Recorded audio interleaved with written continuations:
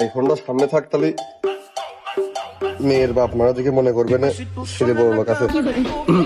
তো সুপ্রিয় দর্শক মন্ডলী, সৌরজগতের পৃথিবী নামক গ্রহ থেকে আমি রজব আলী, আমার খাতা হইতেন সব খালি, ভাবতেছেন সাংবাদিক হলাম কি পালি।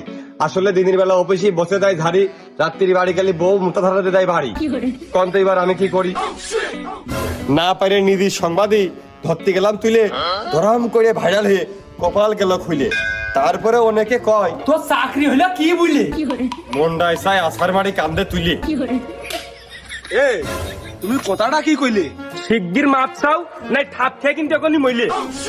দয়াল কি দিলে।